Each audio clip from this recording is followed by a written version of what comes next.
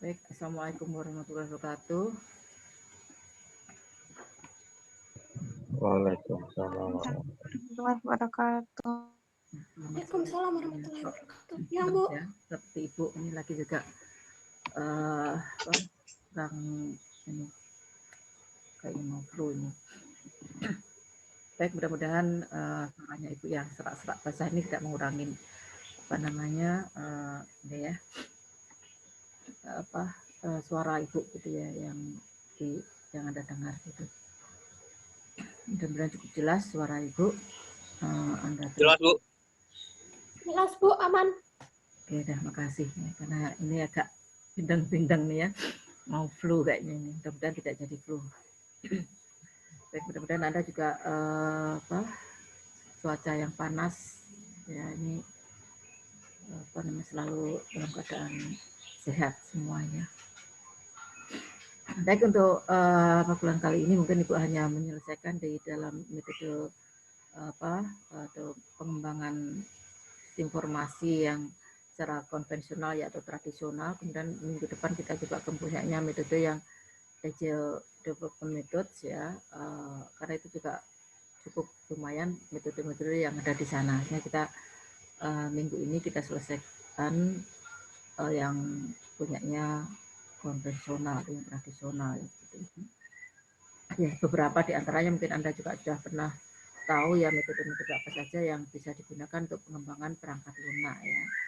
Semuanya juga Ibu masukkan di dalam metode pengembangan perangkat lunak kali ini.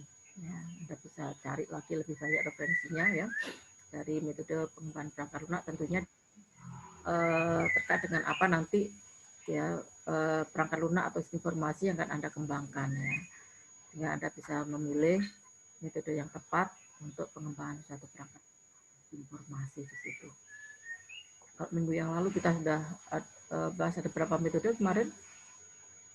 Minggu yang lalu kita bahas berapa metode? Masih ingat kah? Saya lupa. Ya, mungkin udah lupa ya. Ada SDLC, ada Linear, ada Rapid Application Development, ya.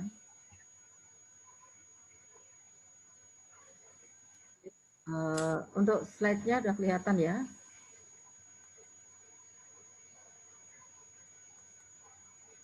Sudah kelihatan, Bu? Oke. Baik, saya coba ke metode prototyping atau metode prototype ya.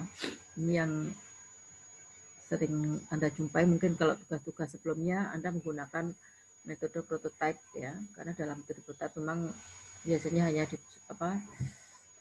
digunakan pengembang untuk mendefinisikan ya atau produk belum secara final ya. Jadi misalkan membuat satu perangkat lunak, masih perangkat lunak yang mungkin suatu saat perangkat lunak itu akan diperbaiki lagi sesuai dengan kebutuhan daripada pengguna, sehingga itulah masih sebatas prototype gitu ya. Kalau udah masih prototype itu berarti masih akan dikembangkan lagi ya oleh pengguna-pengguna yang lain. Misalkan Anda membuat satu produk perangkat lunak ya atau informasi dengan menggunakan metode prototyping ya. Satu saat produk Anda itu ya nanti bisa Anda tawarkan atau Anda demokan ya ke pengguna yang lain ya, apakah memang ada perbaikan atau kurang sesuai misalkan ya dengan sistem informasi yang ada di pengguna tersebut. Nah, ini bisa dilakukan pengembangan ya, dalam atau dievaluasi lagi ya dari hasil rekayasa yang sudah ada, itulah prototype. Sehingga ini para pengembang yang punya konsen ya, untuk pengembangan yang apa istilahnya ya hampir sama satu produk, tetapi mungkin penggunanya yang berbeda-beda. Misalkan sama-sama satu apa namanya ya produk informasi untuk retail gitu ya, kan hampir sama retail itu ya produk-produknya ya, mungkin beda manajemennya. Nah, itulah yang perubahannya hanya di manajemennya saja. Ya mungkin dari kodenya atau apa namanya bagian dari produk tersebut masih bisa digunakan. Gitu. Nah, di sini pemakai perangkat lunak bisa mendirikan dari tujuan pengembangan sistem tersebut secara rinci ya. tidak dapat, namun demikian ya tidak dapat untuk mendefinisikan kebutuhan tadi terkait dengan apa sih sebenarnya masukannya, pengolahannya, keluarnya tadi secara detail. Ya, kenapa?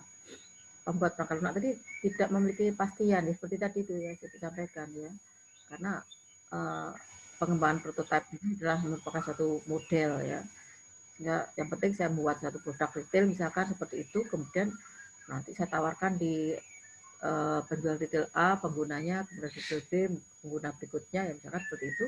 Nah, tinggal ngembang-ngembangkan lagi gitu ya, mengembangkan lagi apa sih sebenarnya yang akan digunakan. Ya, sehingga di sini untuk masukan pengolahan dan keluaran secara rinci mungkin ya belum begitu pasti gitu ya. Jadi melihat dari apa pengguna tadi itu ya, pengguna tadi apa sih sebenarnya yang ingin disampaikan atau tujuan daripada pengguna tadi seperti apa sih sebenarnya itu.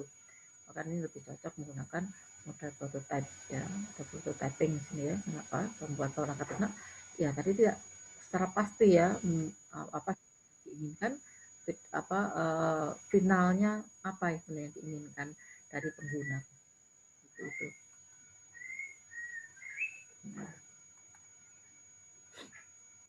Kemudian perangkat lunak yang dihasilkan tadi bisa dari prototype tadi ya, kalau misalkan si pengguna apa pengembang tadi menghasilkan produk prototype, di situ coba yang disampaikan tadi ya disampaikan kepada klien. Ya, siapa sih penggunanya tadi disampaikan di situ.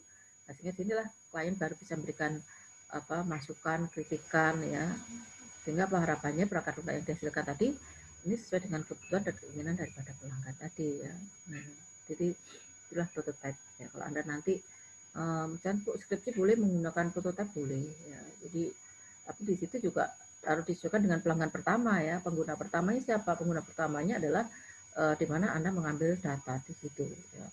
Nah, kemudian kalau misalkan dari produk yang Anda hasilkan tadi, mungkin kan ada pengguna lain yang mirip-mirip yang apa kasusnya seperti itu, bisa aja produk perangkat lunak tadi bisa digunakan ke klien yang lain seperti itu. Nah, tapi intinya mesti harus ada kliennya, ada siapa sih pertama kali ya yang menjadi apa tuh data yang akan digunakan untuk pengembangan perangkat lunak tersebut. Nah, dan di sini ya, perubahan perangkat lunak dapat dilakukan berkali-kali ya seperti tadi ya, hingga dicapai kesepakatan bentuk dari perangkat lunak yang akan dikembangkan. Nah, jadi berapa berkali-kali ya. Jadi perubahan perangkat lunak dilakukan berkali-kali hingga dicapai kesepakatan bentuk dari perangkat lunak tersebut.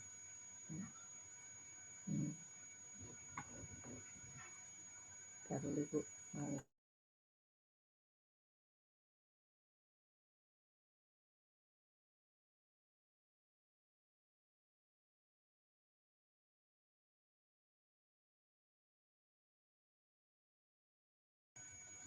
Oke.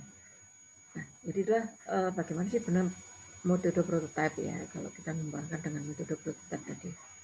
Nah, ya apa fungsi dari metode ini adalah pengembang dan pelanggan ini dapat melihat dan juga melakukan pengerjaan ya dengan bagian dari komputer tersebut dari awal ya dalam proses pengembangan. Kenapa? Karena disitulah pembuat dengan pengembang itu melihat, misalkan kalau misalkan produk prototipenya sudah ada gitu ya, kemudian ditawarkan ke klien yang lain, dilihat dari awal kemudian karena di situ ada evaluasi ya, evaluasi itu dilakukan di awal lagi ya, sejak awal lagi dari proses pengembangan mana yang kira-kira yang perlu dilakukan perbaikan atau yang penambahan maupun pengurangan terhadap perangkat atau produk perangkat lunak tersebut. Tetapi kalau dari awal ya kita harus lalui tahapan dari awal ya untuk pengembangan tersebut. Misalkan kalau itu sampai dengan prototype. Namun demikian ya karena sifatnya atau cirinya dari metode ini adalah pelanggan dan pengguna harus bisa melihat bersama-sama ya bagian dari sistem komputer yang ada. Ya, sistem komputer itu maksudnya ya perangkat lunak tadi ya dari awal ya, pelanggan bisa memberikan masukan-masukan ya sedikit-sedikit terhadap apa kebutuhan daripada perangkat lunak tersebut. Nah, jadi harus tahap demi tahap. Gitu.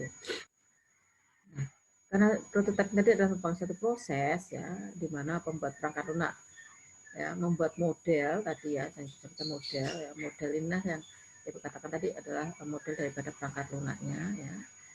Nah, model dari perangkat lunaknya tadi, yang ini yang akan digunakan atau sebagai satu mekanisme ya, yang mana ini nanti akan bisa digunakan untuk mendefinisikan daripada kebutuhan perangkat lunaknya ya, model. Jadi bukan produk model ya. Nanti dari model dievaluasi lagi ya, kemudian baru bisa digunakan oleh si pengguna untuk menjadi satu hasil rekayasa perangkat lunaknya.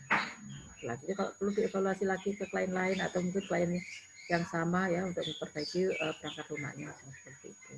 Maksudnya model tersebut bisa saja berupa model dalam bentuk ya tulisan dan gambar. Artinya di sini merupakan satu dokumentasi ya yang dari produk perangkat lunak tersebut. Atau bisa juga menjadi satu perangkat model ya, perangkat lunak yang sudah jadi ya, perangkat lunak model, sehingga di situ bisa digunakan untuk pengembangan atau ke pengguna-pengguna yang lain tadi ya, atau klien-klien yang lainnya, atau menjadi suatu bentuk perangkat lunak yang sudah ada.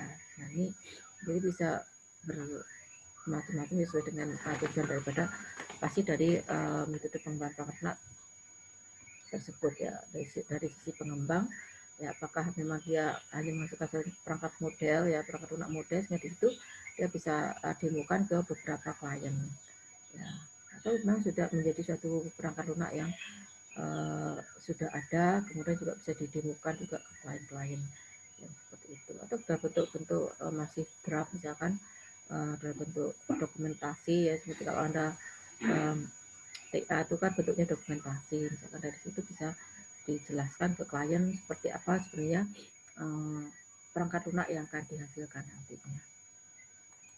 Nah, seperti apa tahapan dari paradigma prototyping di sini ya? Tahapannya adalah mengidentifikasikan kebutuhan. Memang tahapannya tidak terlalu ribet ya dalam metode prototyping ini dibandingkan dengan metode-metode sebelumnya ya. Ya, kecuali yang rapid application development itu yang singkat ya, tapi membutuhkan sumber daya juga di sana. Nah, di sini adalah mengidentifikasi kebutuhan. Tentunya di sini kebutuhan ini akan dikumpulkan ya, apa saja terkait dengan kebutuhan daripada perangkat lunak tersebut. Ya. Apa yang harus dilakukan? Ya, dilakukan di sini adalah menganalisa dan mengumpulkan kebutuhan daripada perangkat lunak. Nah, analisa di sini tentunya untuk mengumpulkan perangkat tadi, analisa dari apa? Sistem yang sudah ada ya, atau misalkan satu perusahaan atau institusi ya, dia mau mengembangkan perangkat lunak, pengembang harus tahu apa sih kebutuhan dari perangkat lunak yang akan dibuat. Nah, ini dilakukan analisis dan dikumpulkan terkait dengan kebutuhan daripada perangkat lunaknya ya. Tentunya kalau kita analisis ya, apa saja yang dikumpulkan terkait dengan kebutuhan perangkat lunaknya. Kalau dari sumber daya mungkin bisa juga di situ kita lihat ya analisisnya. Itu dari sistem yang berjalan ya, kita tahu bahwa untuk misalkan untuk memasukkan satu laporan itu harus membutuhkan waktu yang relatif lama misalkan seperti itu. Nah, bagaimana supaya laporan tadi cepat misalkan. Nah, itu tentunya dibuatkanlah satu sistem informasi tadi. Apa informasinya, apa output ya, laporan tadi, apa laporan yang diinginkan di pengguna, apa data dan informasi ya yang dibutuhkan untuk menghasilkan informasi yang diinginkan oleh pengguna atau laporan oleh pengguna tadi. Proses apa saja yang dibutuhkan di sana. Nah, ini bisa dianalisis ya di tahap identifikasi kebutuhan pengguna di sini ya. Nah, kemudian perangkat lunak apa saja dikumpulkan. Nah, sehingga di sini antara pembuat dan pemakai perangkat lunak tadi bersama-sama mendefinisikan ya tujuan dari penggunaan perangkat lunak tadi. Ya, apa sih tujuan dari penggunaan perangkat? Ya, digunakan untuk apa perangkat lunak tersebut sehingga perlu dibangun perangkat lunak. Nah, ini antara pembuat dan pemakai ya, atau pengembang dan pengguna ya. Ini bersama-sama mendefinisikan. Sehingga harapannya apa? Kalau dua-duanya ini bisa berduduk bersama-sama untuk menentukan tujuan ya, ini harapannya di awal identifikasi kebutuhan tidak lagi terjadi masalah pada saat pengembangan pada tahap selanjutnya. Jadi di tahap analisa ini semua dikumpulkan kebutuhan terhadap perangkat lunaknya nanti. Semua didefinisikan dari tujuan dari pembuatan perangkat lunak ini juga. Apa sih sebenarnya kenapa menggunakan perangkat lunak ya? Gitu. Nah, ini pada tahapan awal. Nah, kalau sudah diperoleh, ya, sudah disepakati ya antara pembuat dengan pemakai, ya ini sudah disepakati semua dari tujuannya, ya kemudian sudah dikumpulkan dari kebutuhan perangkat lunak ini semua, baru dibuatkanlah suatu rancangan. Ya. Ini dibuat rancangan secara cepat. Nah, apa yang dilakukan pada rancangan secara cepat di sini tentunya dari hasil tahapan sebelumnya, yaitu tahapan identifikasi kebutuhan di sini, dibuatlah suatu rancangan. Ya. Ya, jadi difokuskan pada penyajian aspek perangkat lunak yang akan nampak bagi pemakai. Ya, jadi juga apa? Ya, di dalam rancangan ini sudah kelihatan seperti apa sih input dan output yang akan dihasilkan dari perangkat lunak tersebut. Ya, jadi sudah bisa menggambarkan seperti apa sih input, ya, dan output. Ya. Kalau Anda melihat input output kan gampang tuh, cuma dibuatin aja inputnya A B C D E F G, outputnya ini. Tapi kan untuk menghasilkan output, ya, dan juga memasukkan data sebagai inputan, tentu dibutuhkan apa? Perangkat desain-desain yang lainnya, ya. Jadi kan desain jadi tidak hanya cukup Anda merancang input dan outputnya, tapi seperti apa, ya, perangkat lunak yang dihasilkan nanti, ya itu bisa kelihatan seperti apa sih input dan outputnya. Ya. Misalkan Anda bisa menggunakan beberapa metode atau model, ya, model rancangan yang bisa menggambarkan seperti apa sih input dan output dari perangkat lunak tersebut. Nah, dari situ ada merancang Pak interface. Interface kan sudah kelihatan nih input outputnya juga di situ. Nah, untuk kebutuhan input output, ya tentunya diperlukan apa lagi? Diperlukan data. Nah, tidak mungkin Anda tidak akan punya data tersimpan di sana, tetap ada. Ya, tetap diperlukan apa? Untuk menyimpan datanya. Di mana? Di database. Ada buatkan dalam bentuk rancangan model data di situ.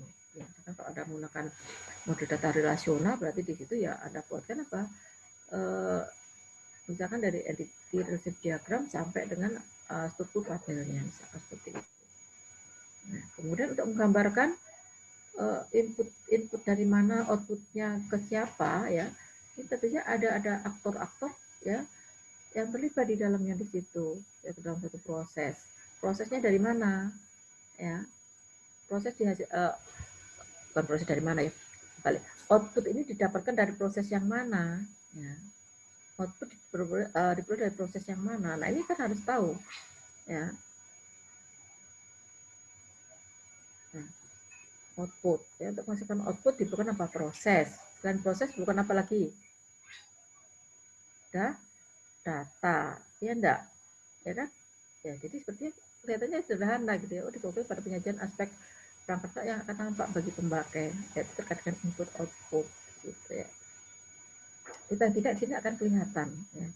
Inputnya apa, data yang akan diinputkan, data tersebut diinputkan ke mana, ya kan gitu ya, diinputkan ke mana. Tentunya diperlukan apa? Proses input data apa, kan gitu. Kemudian disimpan dalam simpanan database, ya. Jadi misalkan mau input anggota perpustakaan, ya, kan ada, berarti di situ ada diperlukan apa? Rancangan untuk menginputkan data anggota, kan gitu ya. Nah, kemudian data anggota diapakan setelah diinputkan? Dia akan disimpan. Nah, apakah hanya disimpan saja? Tidak. Dan data anggota nanti akan diproses atau ditransformasikan ke dalam proses untuk menghasilkan suatu output. Untuk outputnya seperti apa? Apakah berapa banyak jumlah anggota perpustakaan, atau ada hubungan dengan tabel yang lainnya, mungkin dengan peminjaman buku misalkan, di situ bisa ketahui, ya, outputnya ada output untuk menghasilkan berapa banyak, ya, buku yang dipinjam misalkan, atau tiap bulannya berapa anggota yang meminjam buku. Nah, outputnya misalkan seperti itu sudah kelihatan, ya, apa yang dihasilkan dari perangkat lunak tersebut. Ini sudah nampak input output, ya. Nah, kemudian setelah kita buatkan rancangan secara cepat, ya, jadi ya, dibuatkan suatu model, ya. Modelnya apa? Berarti disediakan model prototype, ya. Nah, ini yang nantinya akan disetujuin dan diubah ke dalam bahasa pemrograman. Nah, kalau udah seperti ini berarti apa? Bentuk prototypingnya ini adalah bentuk model perangkat lunak. Nah, model perangkat lunak ya dibuatkan ke dalam bahasa pemrograman. Jadi dari hasil rancangan tadi ya dibuat ke dalam bentuk model, yaitu model prototype ya yang berupa apa? Program. Nah, tadi. Nah, setelah program jadi, nah kan berarti masukkan satu bentuk model nih ya. Model apa? Prototype typing di situ. Selanjutnya ada dievaluasi. Apakah bentuk dari prototyping tadi sudah seperti itu bentuk model prototipenya ya? Apakah memang hanya sebatas itu saja atau akan dievaluasi lagi sesuai dengan apa yang diinginkan oleh pengguna tadi ya? Misalkan dievaluasi apakah settingnya sudah jadi, sudah sesuai dengan apa yang diharapkan oleh si pengguna tadi. Nah ini silakan evaluasi atau tahapan pengujian ya seperti itu ya. Tahapan lainnya adalah pengujian. Nah, kalau memang sudah sesuai dengan apa yang diinginkan oleh pengguna, tentunya akan menjadi suatu hasil dari rekayasa tadi. Ya. Jadi sudah menjadi hasil rekayasa. Jadi apa? Ya menjadi suatu perangkat lunak yang sudah diuji dan diterima oleh pengguna, siap untuk digunakan. Nah, ini sudah nanti suatu hasil rekayasa. Apakah Anda nanti membuat dengan model prototype ini sudah sampai ke hasil rekayasa atau bentuk model? Ya, hasil rekayasa nanti akan menjadi model lagi kalau dilakukan evaluasi lagi ya oleh pengguna. Misalkan pengguna menginginkan sesuatu lagi, dievaluasi lagi ya. Setelah evaluasi apa ya, dia akan dilakukan lagi untuk identifikasi kebutuhannya, apakah memang sudah sesuai atau belum lagi di sana. Nah, ini apa pelanggan mengevaluasi lagi ya, apakah sistem yang sudah jadi tadi sudah sesuai dengan apa yang diharapkan oleh pelanggannya atau oleh pengguna. Nah, ini jadi sebenarnya simpel ya apa model prototyping tadi ya, tapi tetap dalam tahapan rancangan tetap harus model yang digunakan juga apa namanya disesuaikan tadi ya kebutuhan dari model perangkat lunak yang tadi dihasilkan di situ. Ya. Tahapannya ya, tahapan tadi itu tadi mengidentifikasikan kebutuhan perangkat lunak, kemudian data cepat, kemudian kita membuat prototype ya, jadi codingnya tadi ya, membuat codingnya tadi ya, coding ini diharapkan nanti apakah sesuai atau belum ya, sesuai dengan yang diharapkan pengguna tadi ya. Ini tadi sudah pada saat membuat prototype ya, ini pengguna juga tahu ya bentuk seperti apa, baru dievaluasi lagi ya, diuji ya, dievaluasi diuji, kemudian masukkan suatu produk perangkat lunak. Nah, ya tahapannya seperti ini ya. Kemudian kalau dari produk perangkat lunak tadi ya bisa dievaluasi lagi ya, apakah sudah mungkin apa namanya pengguna menginginkan sesuatu lagi ya, atau apa namanya ingin melakukan pengembangan terhadap perangkat lunak yang sudah ada. Ini bisa juga dilakukan evaluasi. Terus di sini untuk evaluasi dia harus melakukan apa? Kembali lagi ke identifikasi kebutuhan perangkat lunak. Tapi pada saat prototipe di sini ini bisa juga pada saat menghasilkan suatu produk prototipe tadi, misalkan masih ada beberapa kekurangan ya, disebut bisa ya, di klien ya, apakah dia sudah sesuai atau belum, masih ada kekurangan, ini bisa dilakukan ya, apakah nantinya ke perancangan maupun ke tahapan identifikasi kebutuhan masalah di situ. Jadi sebenarnya mirip sekuensial linear ya ini ya, atau mirip waterfall ya, dengan model tahapannya ya, dia sekuensial seperti itu. Tetapi memang di sini pada saat evaluasi lagi ya, ini kembali ya, kalau ini masih dalam prototype tadi, coding pembuatan program tadi ya, masukkan model prototypingnya, ini masih bisa di apa cepat, di rancangan cepat, kemudian ke identifikasi kebutuhan ya, tergantung kira-kira bisa ditengok dari sisi mana perubahan tadi. Tapi kalau misalkan sudah menjadi prototype, menjadi produk ya, evaluasi ini bisa juga ke identifikasi kebutuhan di sini kembalinya. Nah, kalau dari produk yang sudah dihasilkan ya, atau perangkat lunak yang dihasilkan, ini evaluasi, kemudian mungkin kalau pengguna berbeda juga misalkan ya, ini bisa Berarti itu modelnya kan bisa model perangkat lunak model atau perangkat lunak yang sudah ada. Jadi sini ya perangkat lunak yang sudah ada di sini, kalau perangkat lunak model itu ada di sini. Ya, ini nanti akan dievaluasi sesuai dengan kebutuhan klien. Kalau awal-awal ya memang mungkin masih di sini dievaluasi balik lagi seperti itu. Oke, ini dari tahapan ya pada paradigma pengembangan perangkat lunak yang prototyping. Sama halnya dengan model-model yang lainnya atau metode-metode yang lainnya ya. Jadi di dalam metode pengembangan tetap juga ada kekurangan ya. Kembali saya tegaskan ya bahwa kekurangan tidak selamanya kurang ya, itu bisa dilengkapi ya, semua tergantung daripada pengembang dan juga pengguna perangkat lunak itu sendiri untuk disiplin ya, atau berkomitmen dalam setiap tahapan pengembangan perangkat lunak seperti itu. Perangkat lunak yang memenuhi kebutuhan pemakai ini merupakan pengembangan dari model tadi ya. Jadi hasil dari model kemudian digunakan atau untuk memenuhi kebutuhan pemakainya. Nah, karena sini dianggap bahwa karena hasil dari satu model yang sudah ada ya, sehingga di sini kualitasnya mungkin kurang gitu ya. Sehingga pembuat harus menulis lagi ya program dengan ya tentunya di sini ada beberapa kekecewaan dari pemakainya. Kenapa? Karena tidak langsung siap pakai gitu ya. Jadi dari model ada kemudian diperbaiki lagi seperti itu ya. Ini kelemahannya seperti ini karena hasil dari model prototype tadi ya. Nah, kemudian seringkali juga pembuat melakukan kompromi agar model segera dihasilkan. Nah, ini ya, karena ya menurut prototype kan ya biar cepat aja gitu ya, karena produknya sudah ada ya, tinggal menambahkan sedikit-sedikit aja gitu ya dari model yang sudah ada misalkan seperti itu ya ke pemakai, sehingga ya jadi kan ada kecewaan dari pemakai. Kemudian kalau dibuat kompromi ini biar cepat selesai ya enak kan, kalau pengembang membuat karena cepat selesai kan otomatis di situ jadi ya sudah kan gitu ya, tidak ada beban lagi seperti itu. Tapi di sini kadang-kadang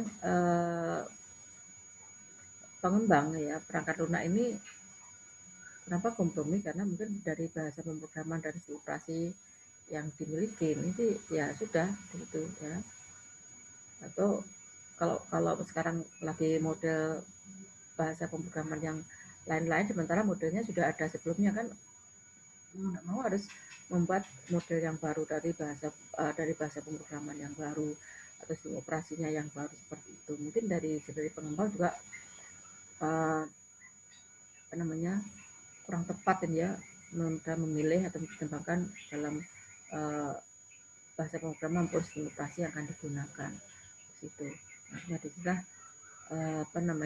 timbul kompromi antara pengembang dan pembuat. Harapannya kalau memang semua bahasa pemrograman maupun informasi itu yang dimiliki oleh si pengembang ya, otomatis model dari perangkat lunak tersebut cepat dihasilkan atau perangkat lunak tersebut bisa segera dihasilkan seperti itu.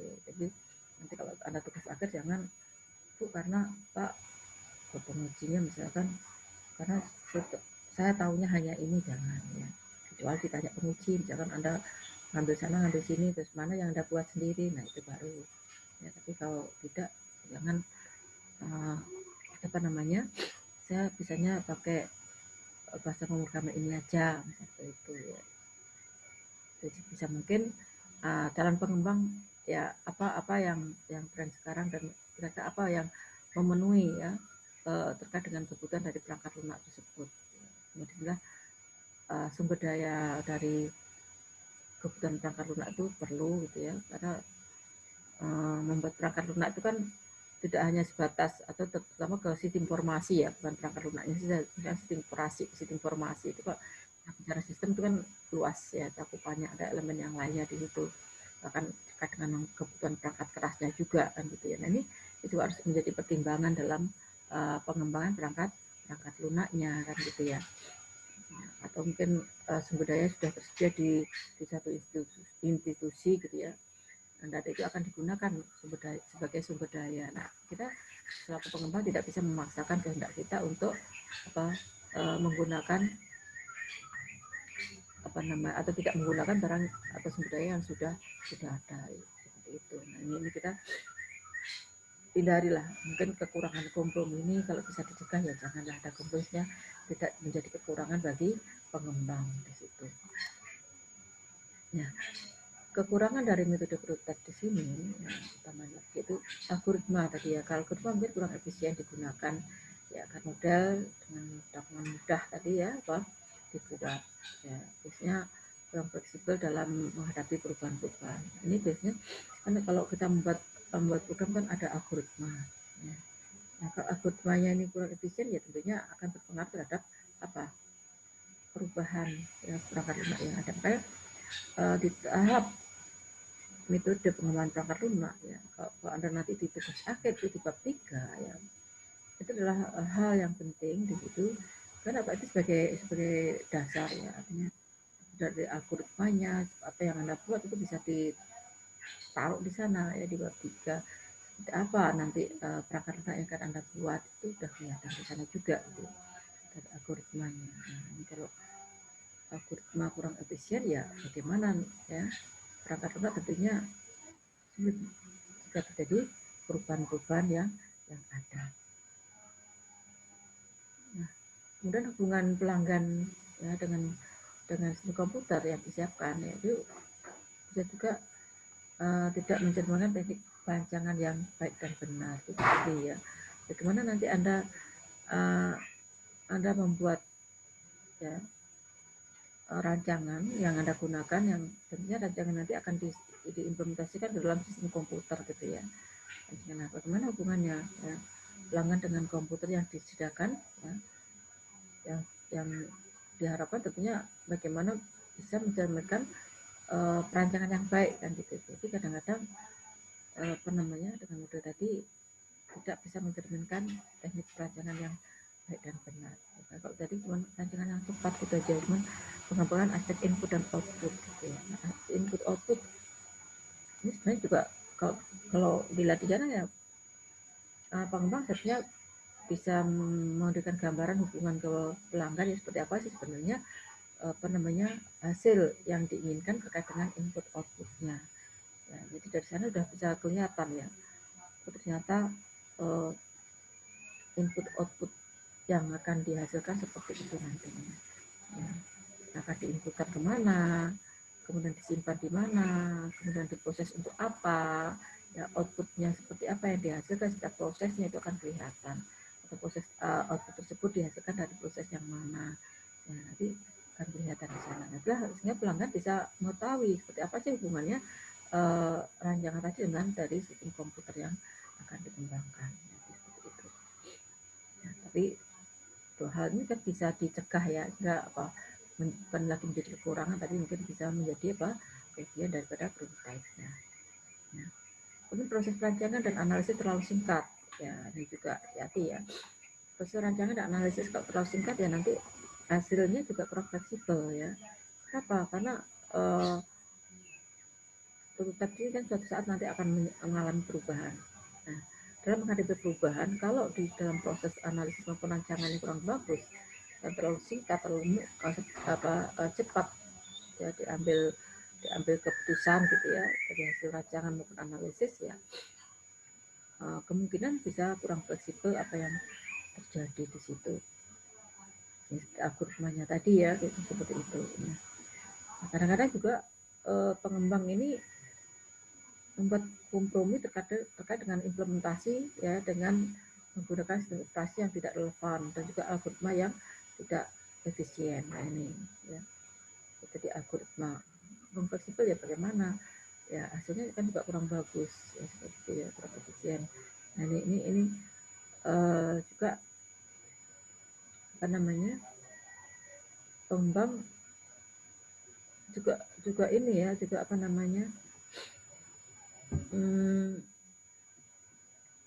bagaimana dia bekerja sama ya dengan pengguna ya.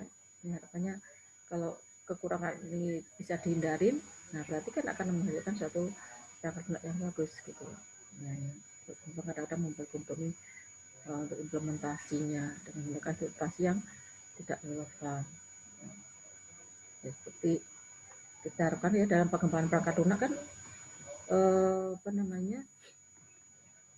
bahkan sekarang perangkat lunak itu bukan tiap tahun lagi ya, itu sudah berubah ya, berkembang terus, apalagi sistem operasi setiap saat berubah terus. Nah, kayak perangkat lunak yang dihasilkan tadi kira-kira sampai berapa lama bisa masih tetap eksis digunakan oleh si penggunanya. Nah, itu kita harus pertimbangan juga pada saat kita membangun perangkat lunak. Ya, kekurangan-kekurangan dari model produk itu bisa mungkin pasti dihindarin. Caranya menghindari bagaimana ya? Kita menutup kalau seperti ini ada kompromi ya, kita usahakan jangan kompromi ya, kita sesuaikan aja dengan kebutuhannya. Itu. Nah, meskipun ada kekurangan, tetap setiap metode juga ada kelebihan dari masing-masing ya metode tersebut. Nah, ini kalau prototype, ya, apa keuntungannya? Di sini kemungkinan akan terjalin ya baik antar pengembang dan pelanggan tadi ya. Kenapa? Ya, jadi pelanggan dan pengembang duduk bersama untuk mendirikan dari tujuan pengembangan perangkat lunaknya. Apa tujuan dari pengembangan perangkat lunak tersebut? Nah, kemudian pengembang dapat juga bekerja lebih baik lagi ya dalam menentukan kebutuhan setiap pelanggannya. Ini harapannya seperti itu ya. Kalau pengembang ini bisa bekerja lebih baik dengan menetapkan atau mendefinisikan tujuan dari pengembangan perangkat lunak antara pengguna dan pelanggan, ya, pengembang dan pelanggan di sini tentunya disitulah akan dihasilkan satu pengembangan perangkat lunak yang bagus juga. Ya. Nah, di sini ya, pelanggan berperan aktif dalam proses pengembangan sistem, ya, itu tadi ya. Jadi kenapa pelanggan ini harus berperan aktif? Karena yang dan perangkat lunak tadi kan ini ya pelanggan. Diharapkan pelanggan ini bisa berperan aktif, bisa mendukung dalam proses pengembangan perangkat lunak tadi ya, atau pengembangan sistemnya. Ya. Makanya disinilah komunikasi akan berjalan baik antara pengembang dan pelanggan. Kenapa? Untuk menunjukkan bahwa tujuan daripada pengembangan perangkat lunak. Jadi pelanggan ini akan mengawal ya dari awal proses sampai dengan selama proses pengembangan tadi. Dari awal sampai dengan proses pengembangan. Jadi ini dia berperan aktif ya dalam proses pengembangannya. Kemudian di sini juga lebih menghemat waktu dalam pengembangan sistem, dan ini apa prosesnya kan lebih cepat tadi, cuma di beberapa tahapan ya, setelah mengidentifikasi kebutuhan, kemudian dibuatkan rancangannya ya, setelah itu dibuatkan model suatu prototype ya, prototype. Dan model prototype tadi kalau dievaluasi sudah sesuai dengan kebutuhan pelanggan kan menjadi suatu hasil dari produk perangkat lunaknya. Nah, seperti itu. Jadi ini relatif singkat ya, seperti itu. Nah, kemudian penerapan menjadi lebih mudah karena apa? Pemakai mengetahui apa yang dia harapkannya. Ya kan jadi apa? Pelanggan kan berperan aktif dalam proses pengembangan perangkat lunak. Dan dia juga duduk bersama untuk mengidentifikasi dari pengembangan perangkat lunak. Jadi diharapkan pemakai ini sudah mengetahui apa yang dihasilkan dari perangkat lunak tersebut. Ya, pada saat implementasi sudah tahu apa-apa input dan output yang dibutuhkan dalam perangkat lunak tersebut. Nah, itu dari prototype ya, keuntungannya. Nah, yang meskipun terdapat masalah dalam paradigma ya, ini model ini dapat dikembangkan sebagai mekanisme ya bagi pembuat dan pemakai dalam merumuskan kebutuhan dan spesifikasi daripada perangkat lunak. Ya, tentunya ya setelah Pak mencapai kesepakatan dari model yang dihasilkan. Apakah model tersebut akan dibuang ya atau apa model tersebut bisa digunakan lagi. Jadi disinilah kesepakatan dari model tadi antara pengembang dan pengguna. Ya, diharapkan dari kesepakatan dari pembuat dan pemakai atau pengembang dan pengguna ya, ini akan dihasilkan apa? Perangkat lunak yang memiliki kualitas tinggi, ya, kan gitu ya. Jadi tidak kemauan pengembang aja ya. Jadi pengguna harus dilibatkan. Nanti suatu saat kalau ada tugas akhir itu libatkan pengguna. Kenapa? Pengguna dilibatkan kan istilah apa yang diinginkan oleh pengguna itu bisa kita tahu ya, pengembang ketahui gitu. ya, tidak berdasarkan keinginan aja ya, memaksakan keinginan pengembang tidak.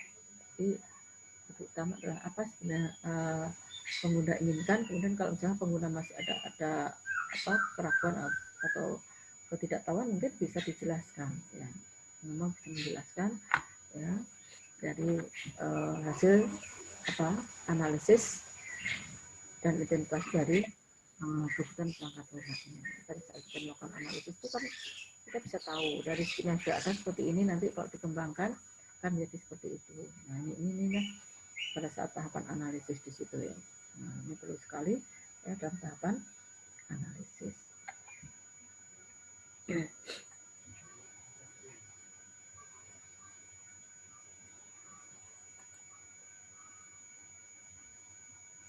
Kemudian di teknik generasi keempat, ini metode yang terakhir untuk yang konvensional atau yang tradisional ya. Di dalam generasi keempat, seperti kemarin di Rapid Application Development itu juga menggunakan apa teknik generasi keempat sebenarnya. Kenapa? Di situ banyak perangkat lunak pendukung yang atau tool-tool yang bisa digunakan langsung pada pengembangan perangkat lunak. Ya. Jadi bisa langsung di-generate dari perangkat lunak yang ada.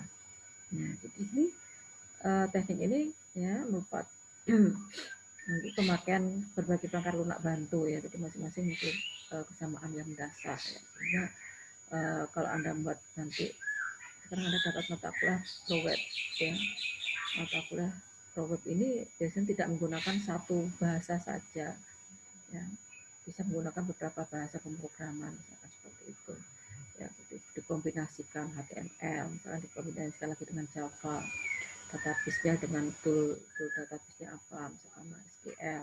Itu sebenarnya kan perangkat-perangkat pendukung ya, aplikasi yang pendukung-pendukungnya. Di situ bagaimana mereka dari perangkat lunak tadi satu dengan yang lain akan membentuk satu perangkat lunak sesuai yang diinginkan oleh pengguna. Begitu.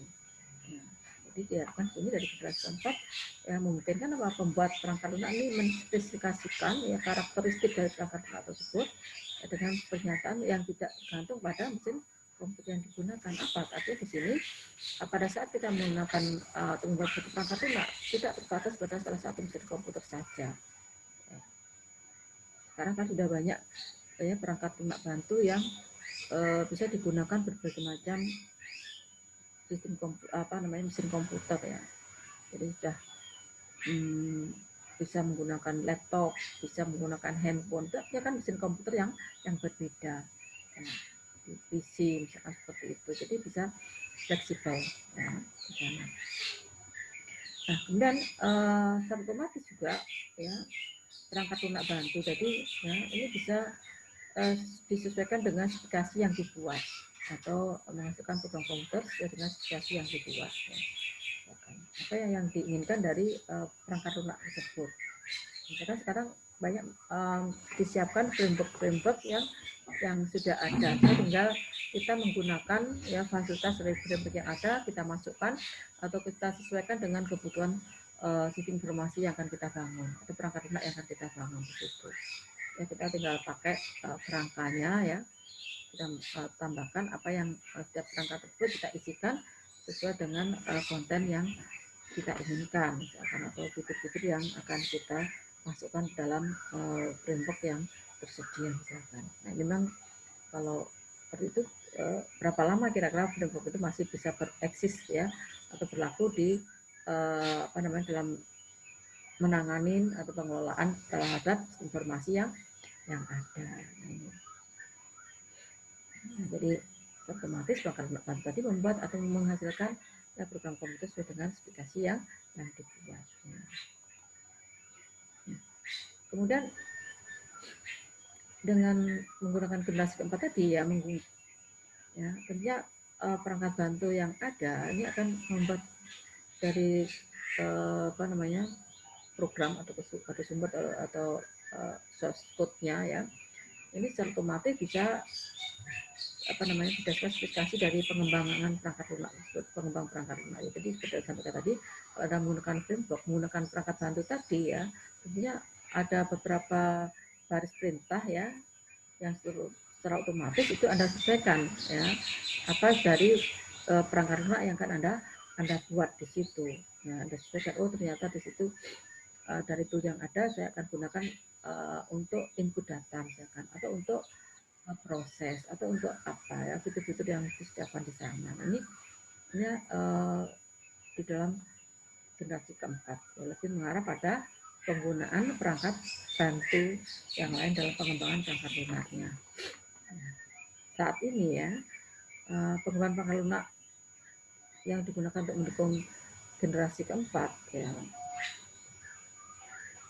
ini yang biasa digunakan misalkan bahasa yang tidak terkait atau non prosedural, yaitu misalkan untuk basis data. Anda biasanya menggunakan apa? Basis data MySQL kan, misalnya seperti itu.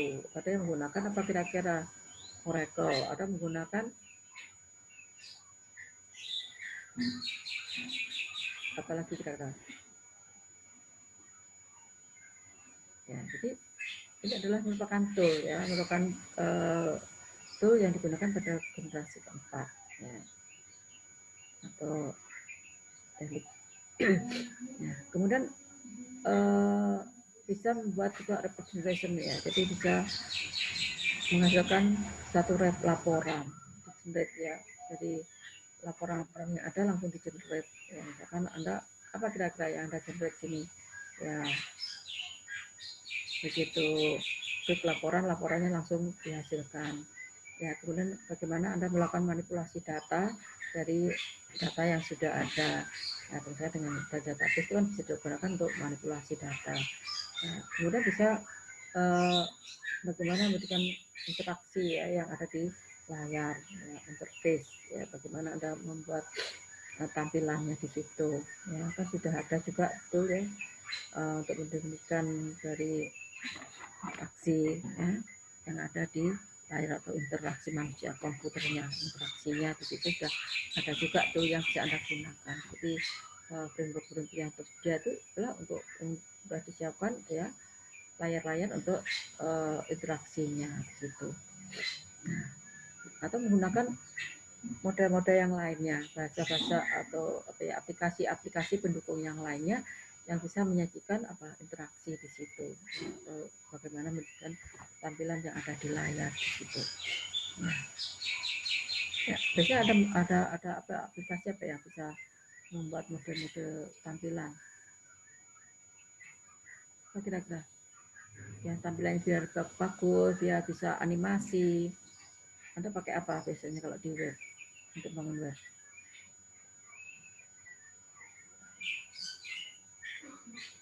Nah, itu pada artinya itu ada aplikasi-aplikasi yang lainnya yang bisa Anda gunakan untuk apa? Membuat suatu animasi misalkan di dalam setiap tampilan yang tersedia ya, misalkan ya. Untuk Anda bisa bagaimana menampilkan suatu gambar-gambar dan sebagainya. Jadi setelah banyak apa namanya, ada aplikasi pendukung yang bisa digunakan dalam mengembangkan atau membuat satu perangkat lunak ya.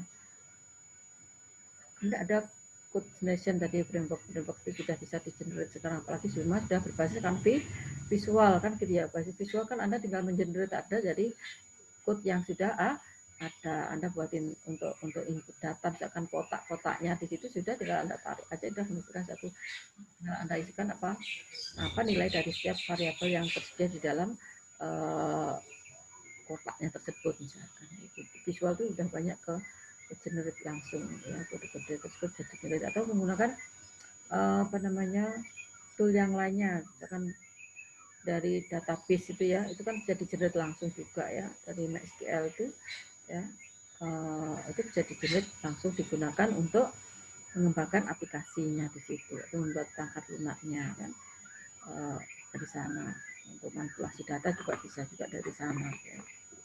Kemudian juga menghasilkan kualitas grafik yang bagus ya, hasilnya ya. Sekarang sudah berbasis grafik ya, tidak lagi apa namanya yang tampilan yang biasa gitu ya. Kan semua sebuah grafik ya, apa namanya, kualitasnya tinggi begitu ya, gambarnya ya, itu. Kemudian kemampuan spreadsheet, ya tentunya di sini juga bisa menghasilkan ya, misalkan dari perangkat lunak tadi ya yang Anda buat, Anda bisa melakukan langsung ke generate ke bentuk spreadsheet. Dan misalkan ada beberapa tabel seperti itu. Nah ini bagaimana perangkat lunak atau tool pendukung sini atau aplikasi pendukung ini biasanya digunakan dalam pengembangan perangkat lunak. Nah tentunya semua ini disesuaikan dengan kebutuhan masing-masing ya. Tidak semuanya ini digunakan, tapi mungkin hanya beberapa digunakan dalam membangun perangkat lunak tersebut. Nah inilah di dalam generasi keempat memang menggunakan beberapa faktor, tapi harus kita perhatikan pada saat kita menggunakan salah satu tool ya dalam mengembangkan, apakah nanti ya suatu saat tool tersebut masih layak untuk digunakan. Itu juga harus diperhatikan pada saat kita menerapkan suatu tool yang tersedia. Kalau untuk TA tidak masalah ya, TA karena pas-pas selesai ujian TA, Anda di wisuda atau wisuda sudah tidak ada lagi kecuali Anda implementasikan ke pengguna gitu ya, nanti pengguna minta perbaikan ke Anda. Nah, kalau tidak mensupport lagi dari tool yang tersedia ya Anda misalkan ada konsultasinya, nanti Anda perbaikan ya Anda perbaiki seperti itu.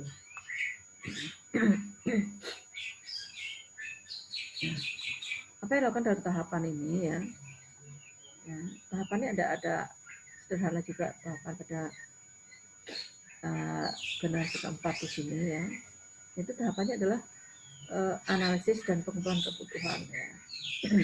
Sebenarnya kalau secara general itu sama tahapannya ya, pada seperti yang dijelaskan di pertemuan awal itu ada dua metode itu ya, dari tahapan perencanaan sampai tahap pemeliharaan kan seperti itu ya. Nah ini ya bersama ya, jadi analisis dan pengumpulan kebutuhan. Nah di sini apa yang dilakukan menjelaskan semua kebutuhan terhadap perangkat lunak tadi ya, kemudian akan diterjemahkan ke dalam prototype-nya ini ya.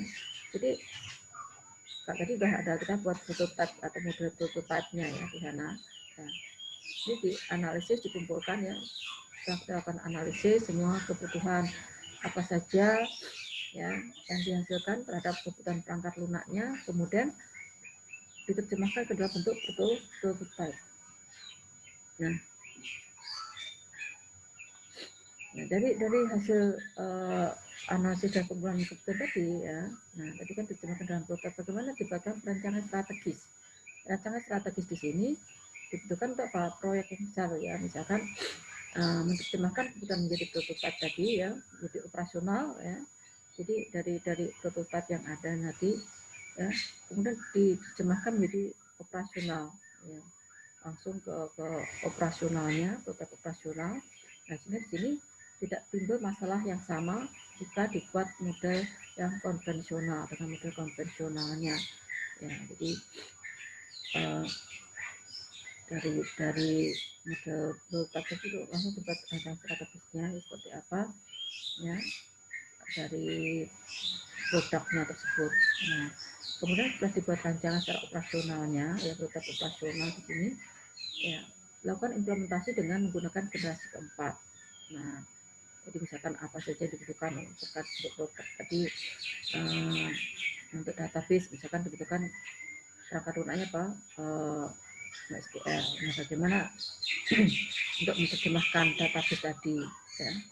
Nah, kemudian rancangan yang lainnya apa kira-kira untuk menggambarkan proses ya, atau fungsi-fungsi yang ada dalam prototype tadi ya, kita gambarkan.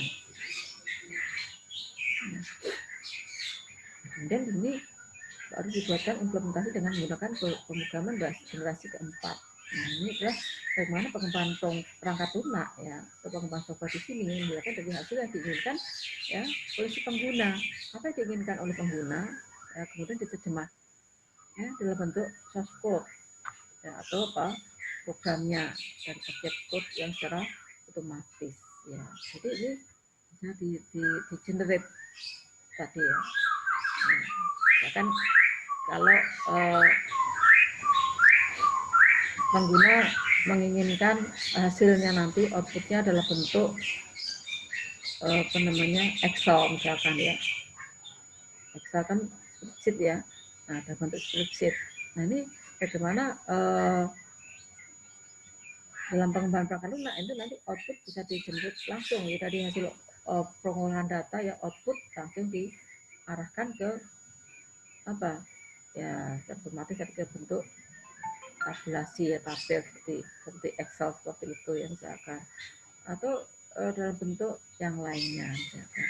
Nah, di sini apa namanya, dari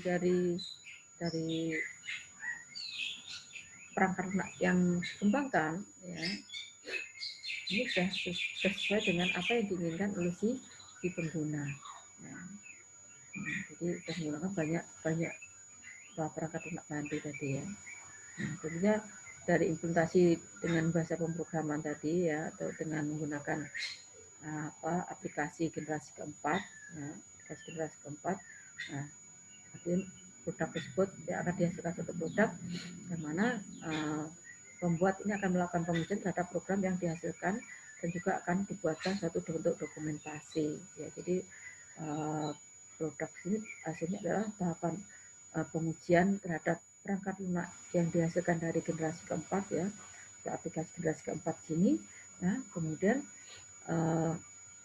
dilakukan pengujian apakah memang sudah sesuai dengan kebutuhan pengguna atau belum ya. Kemudian kalau memang sudah sesuai dengan kebutuhan pengguna, maka selanjutnya adalah dibuatkan dokumentasi dari apa namanya semua tahapan perangkat lunak yang dikembangkan tersebut. Nah ini jadi sekarang lagi apa ya, banyak menggunakan produk generasi keempat atau program generasi keempat di sini ya, karena lebih mudah dalam apa namanya membangun satu aplikasi. Namun demikian harus diperhatikan juga ya, bagaimana suatu aplikasi tadi kalau diambil dari beberapa apa namanya perangkat bantu, perangkat lunak bantu, kemudian suatu saat perangkat lunak bantu tersebut sudah tidak digunakan lagi. Nah ini yang akan menjadi masalah ya, seperti itu. Tahapannya dianalisa dan kebutuhan, jadi perancangan strategis ya, kemudian implementasi dengan menggunakan generasi keempat ya, kemudian baru menghasilkan satu produk. Nah ini dari sinilah bisa dilakukan perubahan-perubahan jika terjadi suatu permasalahan terhadap produk perangkat lunak yang dihasilkan. Jadi bisa melihat dari produk tadi bisa dilihat apakah memang apa namanya dari implementasi aplikasi perangkat lunak atau tool tadi apakah sudah sesuai atau belum ya. Tidak sesuai berarti ya harus lakukan perubahan. Jadi lihat juga dari apakah dari rancangan strategisnya ya yang salah, atau dilihat dari analisa awalnya seperti itu ya. Jadi inilah tahapan yang bisa dilakukan dalam apa tahapan menggunakan metode generasi keempat. Nah, permasalahannya ya, atau kekurangan yang terjadi seperti tadi disampaikan bahwa dengan alat bantu generasi keempat di sini ya tidak lebih mudah diterapkan dibandingkan dengan bahasa pemrograman yang lainnya ya, dibandingkan dengan menggunakan bahasa pemrograman yang sudah ada. Sehingga apa? Ini kode sumber yang dihasilkan ini oleh alat bantu tersebut kadang-kadang menimbulkan kurang efisiensi gitu. Kenapa? Karena namanya kita apa namanya ya, menggabung-gabung gitu ya, menggabung-gabung dari perangkat lunak yang lainnya ya. Atau ada cuplik sana cuplik sini, kemudian Anda rangkai seperti itu ya. Kalimat aja yang gampang tuh ya, kalimatnya kalau Anda ngambil dari sekian artikel kemudian Anda gabung-gabung, kalau tidak cocok menggabungnya kan kurang bagus juga ya kalimatnya, mungkin artinya malah berbeda seperti itu. Nah, sama dengan perangkat lunak seperti itu juga ya. Kalau salah-salah atau dalam penggabungan itu bisa menghasilkan suatu perangkat lunak yang kurang efisien tentunya di situ ya, kurang bagus atau tidak memiliki kualitas yang bagus. Nah ini menjadi permasalahan ya, bagaimana kita menggabungkan atau menggunakan ya alat bantu generasi keempat ini ke dalam suatu perangkat lunak yang akan kita kembangkan seperti itu. Nah kemudian dalam kemampuan pemeliharaan sistem perangkat lunaknya juga ini akan susah gitu ya, karena di sini akan menimbulkan beberapa pertanyaan atau mengundang pertanyaan kenapa seperti disampaikan tadi, apakah dari sistem yang dibangun ini ya suatu saat kan namanya perangkat lunak kan apa perlu perubahan atau perlu peremajaan di situ. Nah, apakah suatu saat nanti jika perangkat lunak tadi dibutuhkan pengembangan, apakah masih layak ya dari alat bantu pendukung tadi masih bisa diterapkan atau tidak? Kalau tidak, seperti apa? Ya, bagaimana harus kita mengganti dari perangkat bantu generasi keempat tersebut, misalnya. Ya. Ada menggunakan framework sekarang itu kode meter misalkan, apakah masih layak nanti 5 tahun ke depan framework itu, ya, seiring dengan kebutuhan dari pemakai ya, atau kebutuhan informasi daripada pemakai. Nah ini, jadi itulah apa yang perlu juga dilihat pada saat kita menggunakan generasi keempat. Nah, tentunya dari kekurangan atau permasalahan yang ada kan ada kelebihan juga. Nah, kelebihannya apa? Karena di sini perangkat lunak sudah ada beberapa perangkat lunak bantu yang digunakan untuk pengembangan perangkat lunak, ya. Ini itu bisa mengurangi waktu dan peningkatan produktivitas secara besar. Nah, yang tadi ya, lumayan nih kalau zaman dulu buat garis aja, buat kotak aja harus buat line gitu ya, dari titik poin mana ya, misalkan dari pikselnya misalnya dari titik 0 ke 1 ke 2, kemudian nanti ditarik lagi dari titik 2 ke titik berapa, kemudian nah itu kita cari XYZ-nya di sana. Ya, tapi sekarang kan tidak ya seperti itu. Ini itu akan mengurangi waktu penggunaan pengembangan dari perangkat lunaknya ya. Makanya seperti tadi, meskipun ada kekurangan tetap ada kelebihan. Bisa kekurangan itu tutupinnya bagaimana ya, karena menjadi satu pertanyaan ya, kita harus mencari ya perangkat bantu kira-kira yang masih fleksibel kalau digunakan dalam jangka waktu sekian tahun seperti itu. Di suatu saat dibutuhkan pengembangan lagi masih layak untuk digunakan, gitu ya. Nah, kemudian karena menggunakan generasi keempat tadi ya, bahasanya juga menggunakan bahasa generasi keempat yang merupakan bahasa pemrograman yang khusus dirancang dengan tujuan tertentu. Ya, jadi sekarang kan banyak aplikasi-aplikasi yang memang dirancang untuk kebutuhan tertentu. Ya.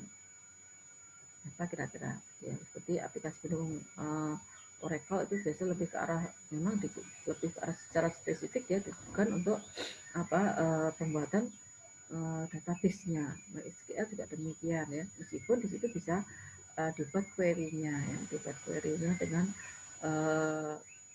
SQL itu sendiri gitu ya. Nah, untuk masang, nah jadi sinilah kelebihannya bagaimana kita menerapkan ya, sebenarnya menerapkan dari bahasa generasi keempat ke dalam bahasa pemrograman yang akan kita gunakan. Nah, ini kita harus bisa memilih-milih menentukan mana kira-kira yang tepat untuk digunakan dalam teknik generasi keempat dengan menggunakan bahasa generasi yang keempat juga ya, ke atas tentunya seperti itu. Tapi sekarang apa ya, bahasa pemrograman apa yang Anda ketahui sekarang bahasa pemrograman kira-kira?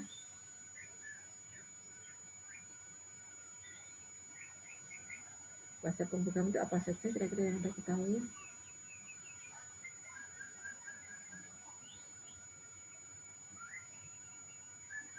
Untuk membuat perangkat lunak, Anda kan membuat bahasa pemrograman ya, pakai bahasa apa saja kira-kira? Kalau web Anda menggunakan bahasa apa saja? Ada yang tahu?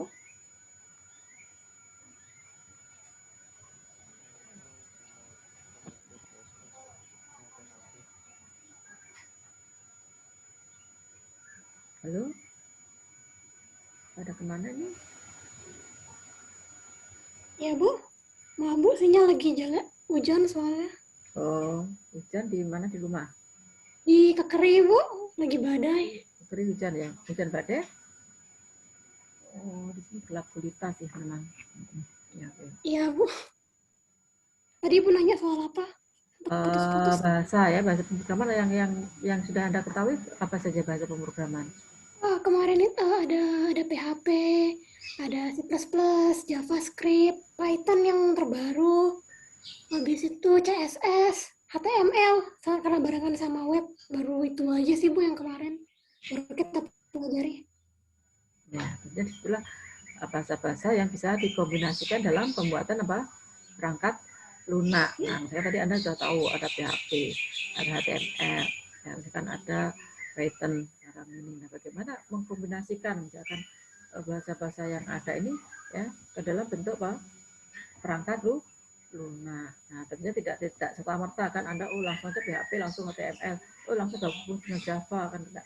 Itu kan misalkan mana yang kira-kira yang akan digunakan untuk membuat satu perangkat lunak. Nah, perangkat lunak itu apa yang akan dibuat? Tentunya disitulah Anda harus memikirkan mana kira-kira yang lebih spesifik terkait dengan permasalahan yang ada, sehingga nanti disitulah bisa menerapkan bahasa pemrograman yang ada. Ya, tidak semuanya digunakan kan Anda. Contoh di web kan tidak perlu menggunakan Python kan, misalkan kalau web dasarnya adalah di HTML-nya, kemudian tambah lagi mungkin ada sedikit untuk aplikasi yang lain, ya, tambah Java, misalkan tambah lagi ada tambahin aplikasi pendukung untuk database-nya, misalkan SQL atau yang lainnya. Nanti setelah buatin CSS-nya, buatin yang lainnya. Nah, kira-kira apa yang perangkat bantu itu kan semua aplikasi bahasa-bahasa pemrograman yang bisa digunakan ya ke dalam generasi keempat. Tetapi ya kemudian kita harus perhatikan juga ya, jadi ada dari kekurangan tadi ya. Dari kekurangan tadi ya, kita bagaimana mensiasati dari kekurangan-kekurangan yang ada, sehingga menjadi satu kelebihan dalam penggunaan perangkat lunak. Nah, itu yang menggunakan metode penggunaan perangkat lunak tadi pada generasi keempat ini memang bisa mengenerate sistem dari output yang dihasilkan oleh tool yang sudah ada. Itulah memang dari generasi keempat seperti Python itu enak sekali ya. Python itu mau bisa menghasilkan beberapa output sekaligus ya, ada bentuk-bentuknya, bentuk macam-macam di sana sesuai dengan apa yang diinginkan pengguna, dan di sana perangkat bantunya cukup banyak juga. Oke, itu materi untuk kali ini. Silahkan mungkin kalau ada pertanyaan dari materi atau dari metode pengembangan perangkat lunak ini. Karena apa? Di dalam metode pengembangan perangkat lunak ini nanti menjadi dasar pada saat Anda menentukan ya perangkat lunak yang akan Anda buat. Ya. Silahkan mungkin nggak ada pertanyaan. Kalau tidak ada pertanyaan, ini memang tugas belum Ibu upload ya di dalam beraja, cuma saya berikan penjelasan sedikit terkait dengan tugas yang dikumpulkan ini ya. Jadi Anda coba jadi masalah yang bisa dikerjakan dengan menggunakan perangkat lunak ya. Ini kasusnya bebas. Ini sudah disampaikan pada saat kita pertama kali kita ketemu dulu ya, ada tugas mandiri seperti itu ya. Anda tentunya dari masalah tadi ketemu judul kan ya. Dari judul kan apa sih yang melatar belakangin dari Anda menentukan judul tersebut ya kan gitu ya. Nah, kemudian ada identifikasi ya, atau definisi dari masalah-masalah yang ada ya. Kemudian Anda rumuskan masalah dan tujuan dari pembuatan dari informasi tersebut. Nah, kemudian Anda buatkan juga solusi yang diusulkan. Jadi solusi yang diusulkan ini bisa menjawab pada fase perumusan. Tentunya disebut sesuai dengan kasus yang Anda angkat. Nah, kemudian ya, Anda dari masalah dan solusi tadi ya, tentunya disitulah muncul metode. Kira-kira rencananya Anda menggunakan metode apa yang Anda gunakan dalam pengembangan perangkat lunak nantinya. Apa rencana Anda dalam, tentunya metode ini Anda berikan alasan kenapa Anda menentukan memilih metode tersebut untuk pengembangan perangkat lunak dari masalah yang Anda peroleh atau masalah dan solusinya tadi ya. Nah, jadi ini tugas adalah tugas mandiri. Ya, silahkan Anda angkat temanya apa atau judulnya apa. apa yang melatar belakangi dari judul tersebut, kemudian Anda identifikasikan atau definisikan dari masa tersebut, ya, kemudian Anda buat perumusannya masalahnya dan tujuan untuk apa dari pembuatan penangkaran tersebut, tujuan dari informasi tersebut. Nah, kemudian solusi apa yang Anda tawarkan yang diusulkan, ya, jadi tentunya hubungan dengan masih awal, ya, masih awalnya adalah di fase perumusan tadi. Anda rumuskan apa-apa kira-kira yang menjadi solusi. Solusinya dari perangkatnya, Bu? Solusinya itu dari perangkatnya, kayak perangkatnya bisa berguna apa gitu, Bu, ya, terhadap masalah.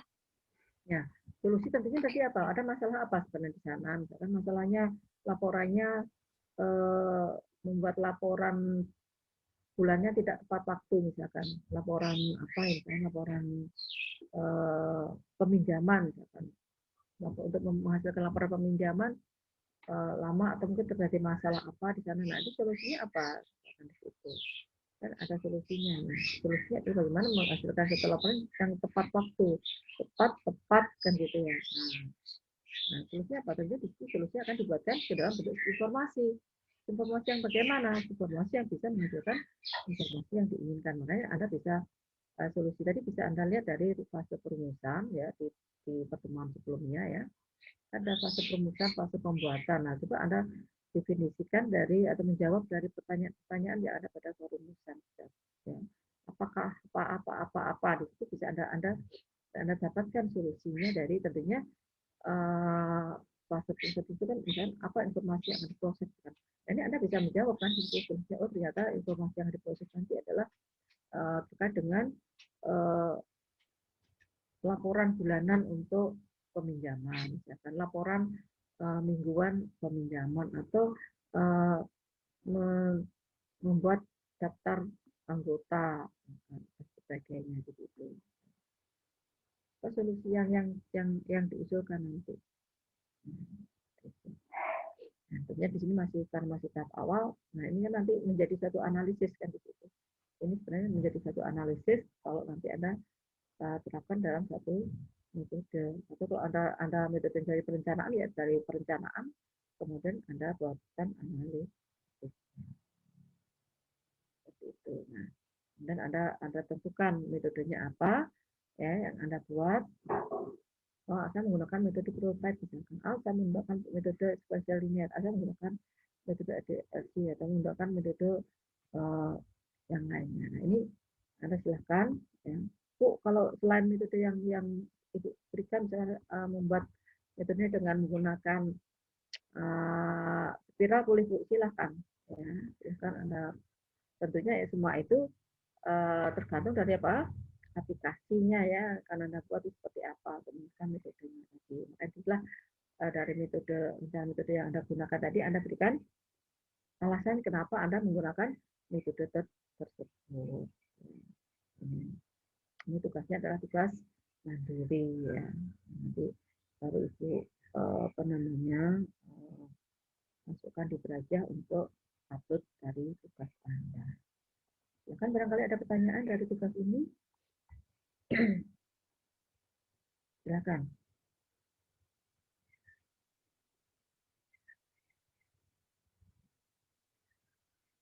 Kalau nggak ada pertanyaan. Kalau nggak ada pertanyaan, jangan lupa ya diisi daftar hadir kehadiran di Brajah dan juga di SIA. Buka di SIA, kalau di Brajah Permisi, Bu. tinggal masuk aja karena sudah Ibu setting ya pertemuan chat mingguan. Oke, Permisi, Bu, mau nanya. Tugasnya dalam bentuk PDF, Bu? Ya, jadi sebisa mungkin kalau laporan itu bukan PDF, ya. Tidak apa, biar kalau PDF kan apa namanya dari tulisan kan tetap rapi, ya. Tapi kalau misalnya dalam bentuk dokumen, ya, Ibu bukanya dengan Office 7, kemudian Anda buatnya menggunakan Office 10, kacau gitu ya. Ibu bukakan kacau dokumennya seperti itu, ya. Nah, jadi usahakan menggunakan PDF, ya. Jadi dari Anda ketik Word, kemudian Anda alihkan ke PDF, nanti itu akan tetap rapi tulisan Anda.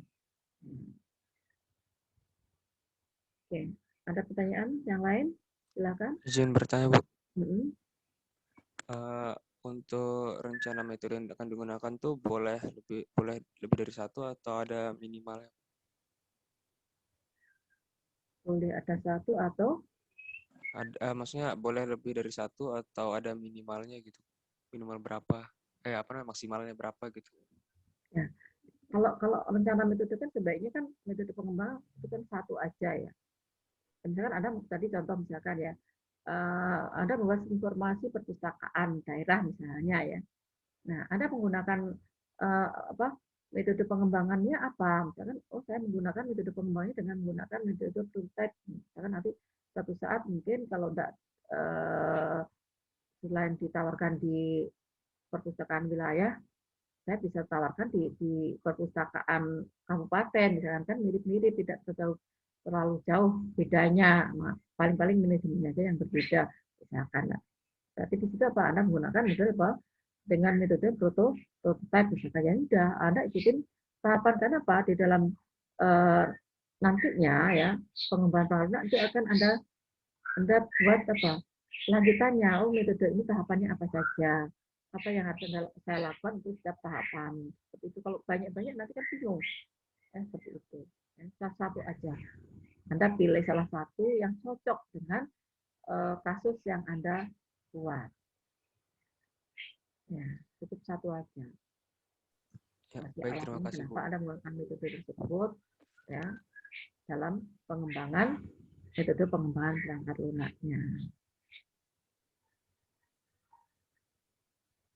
Lagi Baik, terima kasih, Bu. cukup jelas? Gimana? Ya, kalau dari saya cukup jelas, Bu. Ada yang lainnya, silakan.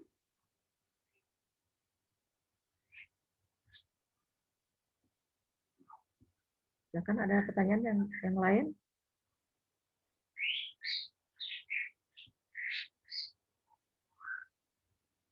Ya, kalau tidak ada pertanyaan, silakan cari kasus ya, seperti di awal pertemuan. Silakan Anda dari awal cari kasus-kasus dulu gitu ya. Di mana Anda duduk, di sila Anda cari masalah.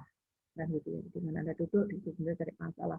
Ya, kalau ada banyak tempat duduk, di sila banyak masalah kan gitu ya.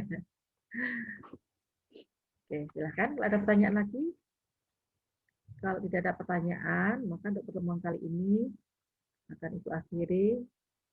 Kalau masih ada yang ingin ditanyakan, silakan untuk bertanya sebelum Ibu akhiri. Silakan. Jangan lupa ngisi daftar hadir ya. Di sini sudah hilang satu, jadi 37, 36. Baik, Bu. Silakan. Kenapa?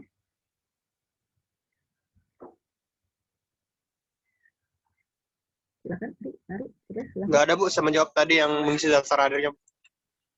Oh.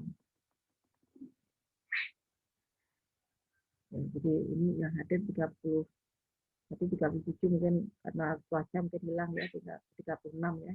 Jangan sampai nanti nambah-nambah. Ada 36 masuk 38, 42 gitu ya. Oke. Jadi ini yang masuk sekarang 36. Mungkin yang satu sudah keluar mungkin karena sinyal. Oke, kalau tidak ada pertanyaan, kita akhiri pertemuan pada kali ini. Selalu jaga kesehatan, ya, karena cuaca kurang bagus, panas, hujan, ya. Mudah-mudahan kita selalu dalam kesehatan, ya. Berkata, pertemuan kali ini, Assalamualaikum warahmatullahi wabarakatuh, dan selamat sore. Sore, Bu. Waalaikumsalam.